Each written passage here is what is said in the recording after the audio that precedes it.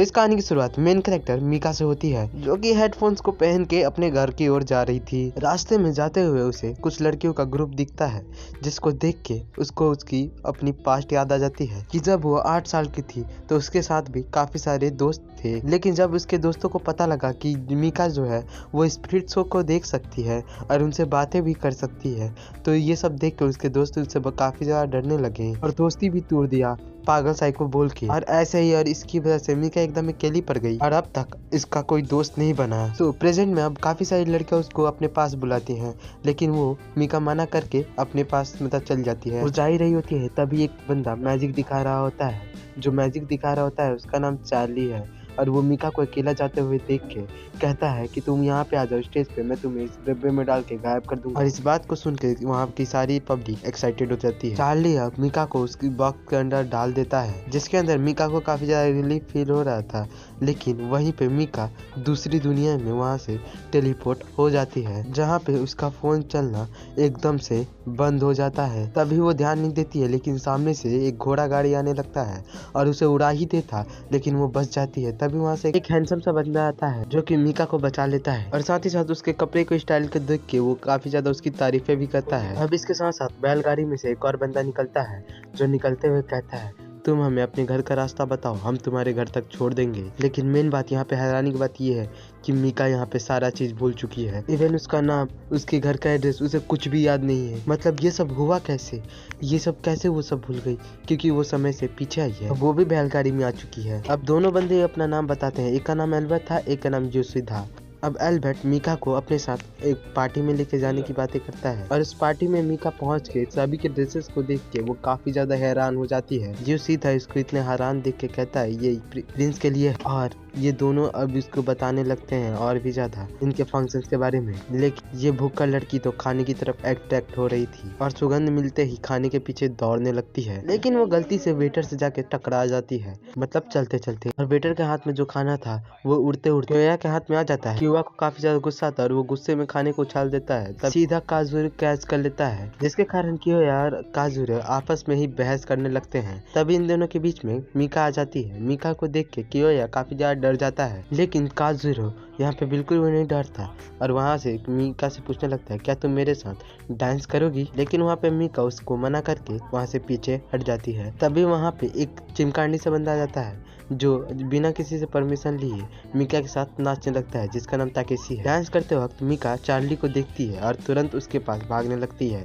और वो चार्ली के पास जाते हुए कहती है ए पागल लड़के, तूने मुझे कहाँ पे टेलीपोर्ट कर दिया। चार्ली यहाँ पे स्माइल करते हुए कहता है मुझे तुम्हारी जैसी लड़की की जरूरत थी जो स्पिरिट को देख पाए, इसी कारण मैंने तुम्हें पास्ट में टेलीपोर्ट कर दिया है। चुटकी बजा के लाइट बंद कर देता है। तभी वहाँ से एक स्पिरिट उसके पास से जाती है। उस स्पिरिट को गुरेन नाम का एक बंदा मारने जा रहा होता है। तभी मीका उसे जाके बचा लेती है, मतलब बचाने की कोशिश करती है। और तभी वहाँ पे लाइट्स अचानक से ऑन हो जाती है। तो एल्बर्ट वहाँ पे सब लोगों को बताने लगता है कि मीका आज से उसकी फिवन से है और इसने ऐसा क्यों किया ये तो हम आगे अब देखेने वाले हैं। ये तो फिलहाल के लिए तो क्राउन प्रिंस है यहाँ का, तो हम कुछ नहीं बिगाड़ पाएंगे। वो यहाँ पे जो भी बोलता है वो होता ही है। और जैसे उसकी आँख खोलती है वो देखती है कि वो एक रूम में है। उसके बाद वो ताज़ी हवा के लिए बाहर जाती है और उसको उसकी पूरी याद आ जाती है रात वाली, कैसे उसे कुछ अजीब बंदे उसके पास मिले थे और उनकी हरकतें भी याद आती है और कैसे एल्बर्ट ने उसे गाड़ी में बैठा के उसके साथ मतलब महल में आया। और ये सब सोचते हुए काफ़ी ज़्यादा फ्रस्ट्रेट हो जाती है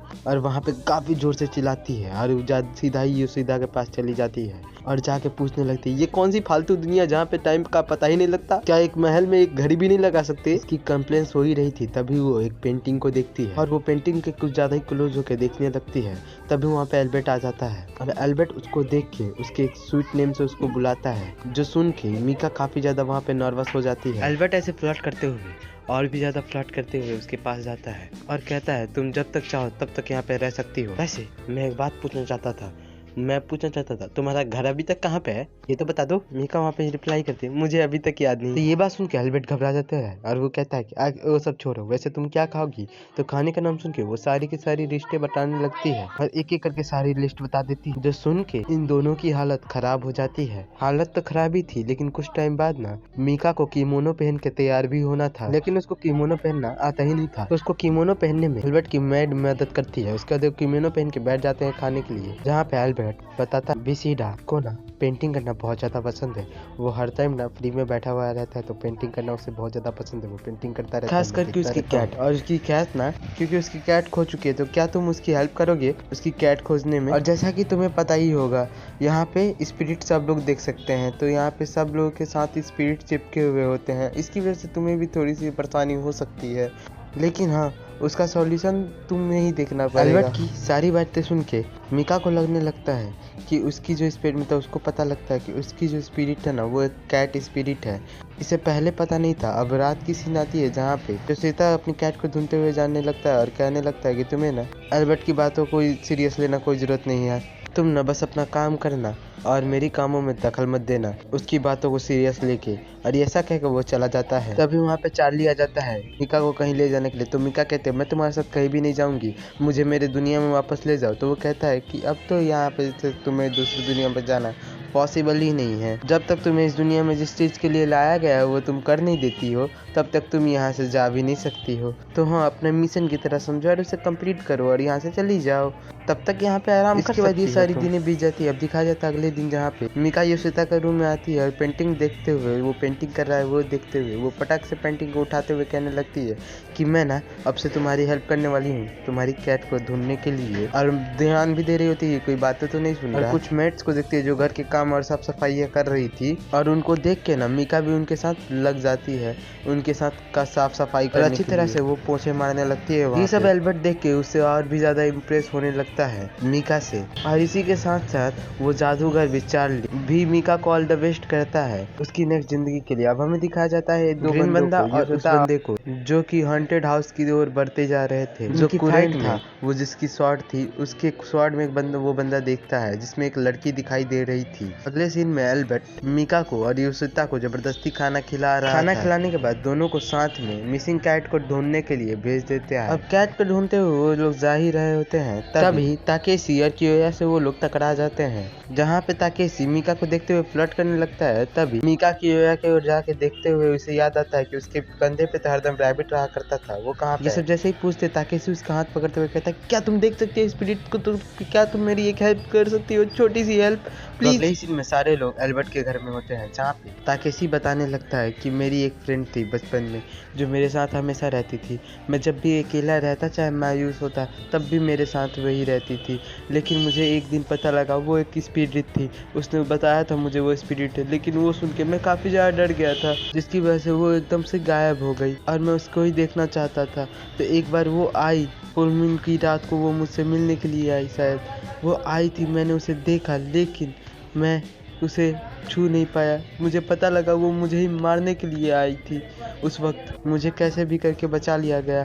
तो क्या तुम मुझसे मिलाने के लिए मदद करना चाहोगे? पूरी कहानी जानने के बाद मीका वहाँ पे उठते हुए वह कह रहती है मैं मान चुकी हूँ तुम्हारी हेल्प करने के लिए। तो एल्बर्ट कहने लगता है तुम्हारे ऐसे सबकी हेल्प करने की कोई ज़रूरत नहीं है, इनकी हेल्प करने की तुम्हारी कोई ज़रूरत नहीं है। अब एल्बर्ट भी मीका की हेल्प करने की चाहत को देख के मान जाता है और ईश्वरता से कहता है कि मैं चाहता हूँ ना तुम ना मीका की बॉडीगार्ड बनो, ये जहाँ भी जाए हर वक्त जाके प्रोटेक्ट ताकि ये कहीं पे जाके मुसीबत में ना पड़ जाए। अब हमें दिखाया जाता है आगे साथ में ताकेशी की होटल में आ जाते हैं और वहीं पे बैठ के प्लान बना लगते हैं कि वो अपने मतलब दोस्त स्पिरिट को ढूंढ सके। इन सारी बातों को सुनकर और बातों को देख के अपनी इमेजिनेशन से एक ड्राइंग बना लेता है, जिसको देखते हुए वो भी बनाने लगती है वहीं पे ड्राइंग। तो ये भी सेम ड्राइंग बनाते हुए देख ये काफी ज्यादा खुश होते हुए कह रहा होता है कि अगर तुम्हारे जैसा मेरे पास टैलेंट होता ना तो मैं भी बहुत कुछ कर पाता।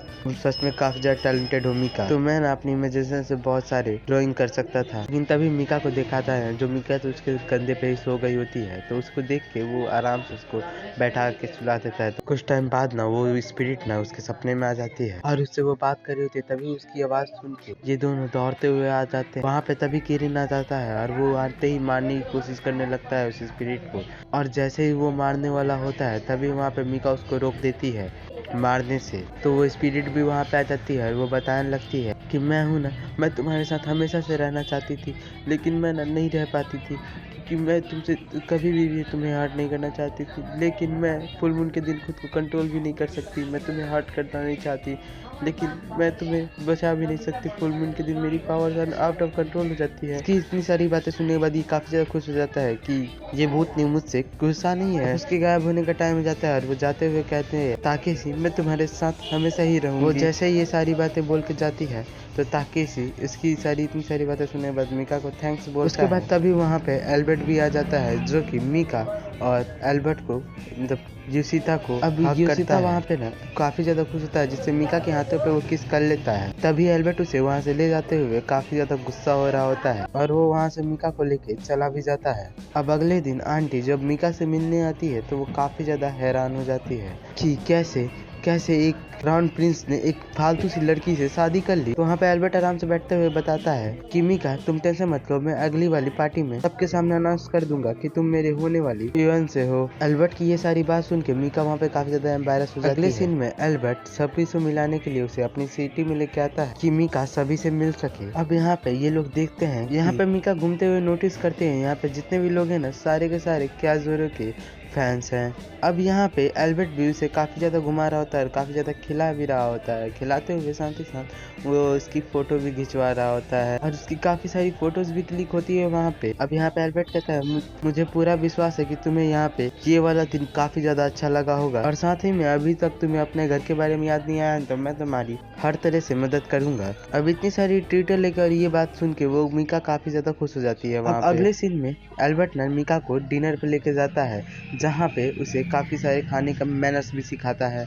ताकि वो सीख पाए कि रॉयल्स के सामने कैसे खाना खाया जाता है। अब एल्बर्ट जैसे जैसे उसे सिखा रहा होता है मीका सेम वैसा ही एल्बर्ट सिखा ही रहा होता है। तभी उसके क्लोज आके वो कहता है तो मीका यहाँ पे काफी ज्यादा शर्मा जाती है और अपने स्पून को भी फेंक देती है, जो कि सीधा एक नोबल लेडी के सर पे जाके गिर जाता है। वो लेडी काफी ज्यादा गुस्सा तो हो जाती है, लेकिन सामने एल्बर्ट को देख के वो अपनी बेटी का इंट्रोड्यूस करवाने लगती है। और अब उसके बाद वो मीका को देखते हुए मीका के फैमिली बैकग्राउंड के बारे में पूछती है, तो जहाँ पे एल्बर्ट बताता है कि मीका के फैमिली बैकग्राउंड कुछ भी अच्छी नहीं है।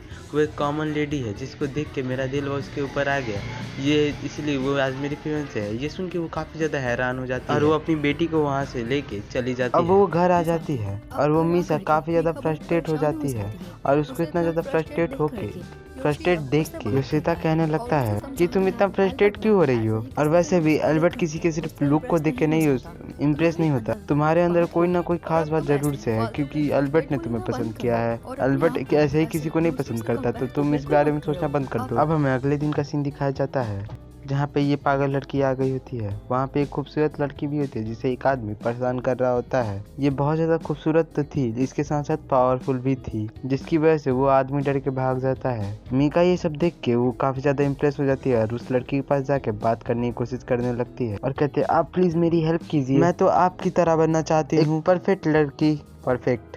उस लड़की का नाम नगीसा होता है, जो मीका की हेल्प के लिए मान जाती है और उसे लेके अपने घर पे आ जाती है और बताती है कि मैं ना सब लड़कियों की हेल्प यहीं पे करती हूँ, उनके ड्रेसिंग स्टाइल, लुक्स, बिहेवियर सारे कुछ ठीक करने में। अब मीका भी इनकी सारी बातों को सुन के ये काफी ज्यादा एक्साइटेड वहाँ पे होने लगती है। अब नागिसा सबसे पहले उसकी बेइज्जती मारते हुए ड्रेसिंग स्टाइल को चेंज करने की बात करती है, तो मीका खड़ी होती है और वहाँ पे अपनी सारे कपड़े को उतारने लग जाती है उसके ही सामने। तो वो भी शौक हो जाती है और कहती, क्या बे पागल लड़की, यहाँ पे पूरे कपड़े को मत उतारो, इसी कपड़े के साथ नए स्टाइल को ट्राई करो, तुम्हारे पास रखा है। अब नागिसा उसके मेकअप में भी हेल्प करती है। उसकी मेकअप करते हुए नागिसा मीका को किस करने जा रही थी, लेकिन वो अपने आप को कंट्रोल कर लेती है। तभी वहाँ पे नागिसा की मॉम आ जाती है, जो दोनों को खाने के लिए पूछती है। मीका तो बचपन के ही भूखी थी, तो वो तुरंत ही खाने के लिए मान जाती है। अब खाने के टेबल पर कैसे खाया जाता है नागिसा वो भी मीका को सिखाने लगती है। खाने के बाद नागिसा मीसा से कहती है, अगले दिन तुम फिर आना, लेकिन ये बात ना किसी को मत बताना। तो मीका भी उससे प्रॉमिस कर लेती है कि किसी को भी नहीं बताएंगे। अब मीका को जाने के बाद हमें दिखाया जाता है ये लड़का है, नागिसा कोई लड़की नहीं, और कोई नहीं, काजीरो है। अब मीका घर आते ही काफी ज्यादा अनकंफर्टेबल फील कर रही थी, क्योंकि योशिता उसे जानबूझ के घूरता ही जा रहा था, क्योंकि उसने लिपस्टिक को लगाया था। अब ये देख के मीका अपने लिपस्टिक को अपने ही हाथ से पोंछने लगती है और घबराते हुए कहने लगती है, तुम ना इस बात को ना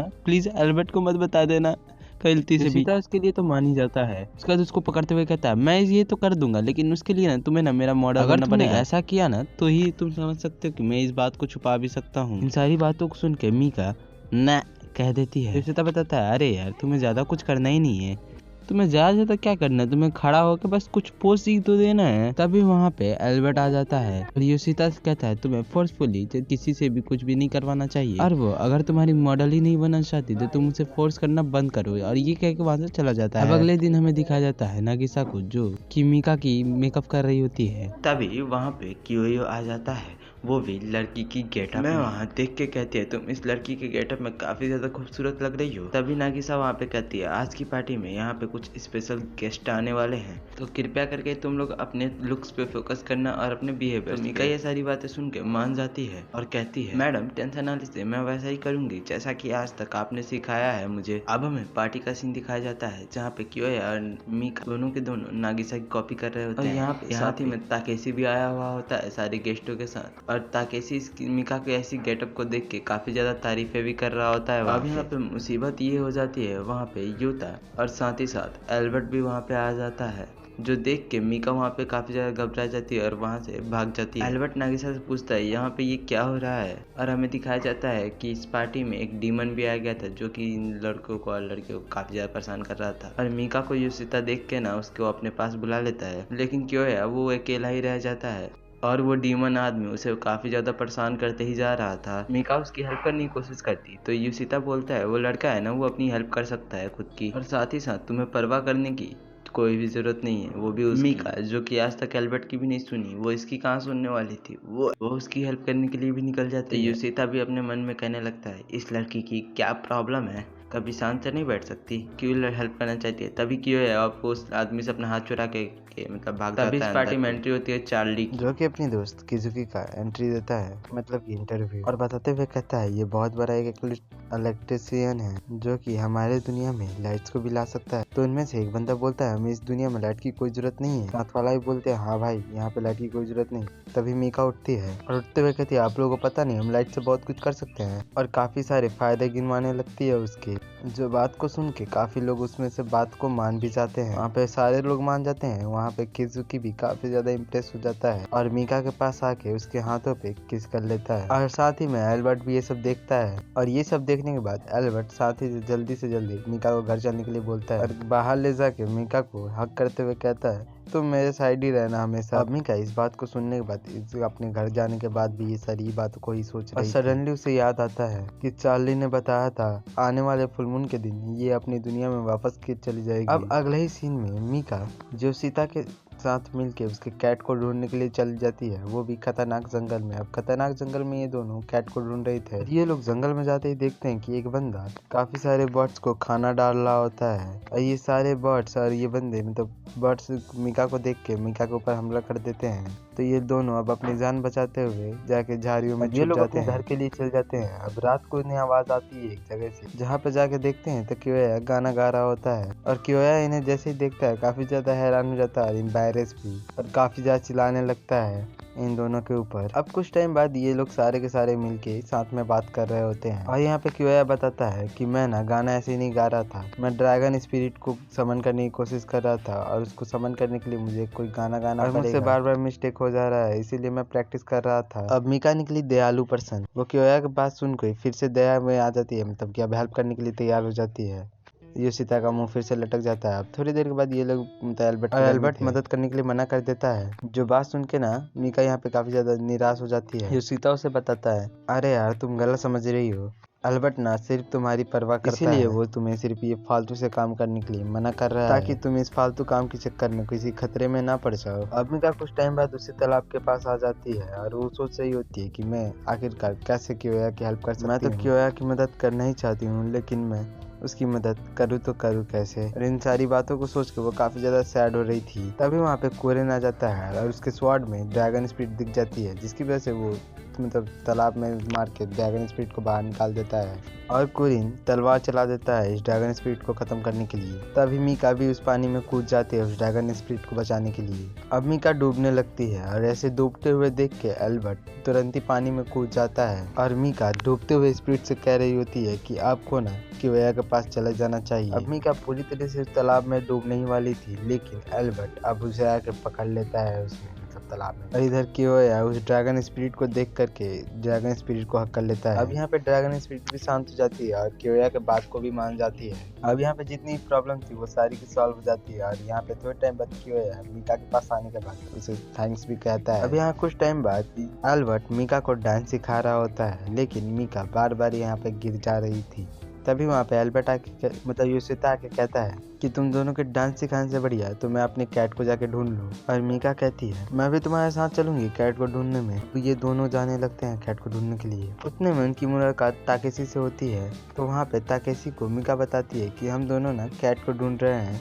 उतने में ताकेशी उन दोनों को लेके एक कैट शॉप के पास आ जाता है। वहीं पे कैट शॉप का ओनर कियोया पे काफी ज्यादा गुस्सा कर रहा था और कह रहा होता है तुझे एक छोटे सा पप्पी मतलब दिया था वो भी तुझसे संभाला नहीं जा रहा। एक पप्पी उसके पीछे दौड़ रहा था जिसकी वजह से वो भागते हुए एक आदमी से टकरा जाता है। अब इसके बाद ये लोग एक कैट शॉप पे आ जाते हैं और कैट शॉप का ओनर का नाम कुरेट होता है। मीका कुरेट को बताती है कि हम एक कैट को ढूंढ रहे हैं। अभी ताकेशी कहता है कुरेट क्या तुम हमें अपनी कैट कलेक्शन दिखा सकते हो? और तुम टेंशन ना लो, हम तुम्हारे घर में कोई भी गंदगी नहीं करेंगे और साथ ही तुम्हारे घर को साफ भी कर देंगे। अब फिर सारे के सारे मिलके कुरेन के घर की मतलब साफ सफाई में लग जाते हैं। और इनकी ये बेवकूफ़ भरी हरकतों को देख के ना कुरेन को यहाँ पे काफी ज्यादा गुस्सा आ रहा था इन लोगों के ऊपर। और मीका यहाँ पे और मतलब योशिता सारे कैट्स को देख रहे थे यहाँ पे। तभी यहाँ पे एल्बर्ट भी आ जाता है। इससे ये दोनों काफी ज्यादा हैरान हो जाते हैं। लेकिन अब अगले ही सीन में है सारे के सारे मिलके डिनर कर रहे थे, वो भी कुरेन के ही घर में। अब यहाँ पे ताकेशी मीका के सामने आके मीका को मतलब खाने को सर्व करता है की देख के जल जाती है, इसीलिए वही खा लेता है। खाने के बाद कहता है तुम ऐसे मेरे फियांसे से फ्लर्ट करना बंद कर दो वरना मैं प्रिंस हूँ, समझ ही रहे हो। तो यहीं पे होती है वीडियो की समाप्ति। अब कीजिए चैनल को लाइक और सब्सक्राइब, मतलब वीडियो को लाइक और चैनल को सब्सक्राइब। और इस सीरीज का भी एपिसोड बचे हुए हैं तो टेंशन ना लो, आएगा इसका एपिसोड। लेकिन हाँ आजकल मैं ज़्यादा लंबी वीडियो डाल रहा हूँ तो मेरे मेहनत को करो यार सपोर्ट। और साथ ही साथ चैनल को सब्सक्राइब भी कर देना प्लीज़ से, मतलब से याद से। क्या पता आज ही 100 सब्सक्राइब मतलब 500 सब्सक्राइबर हो जाए तो कर दो यार प्लीज़ से, आज ही 500 ना। बाय।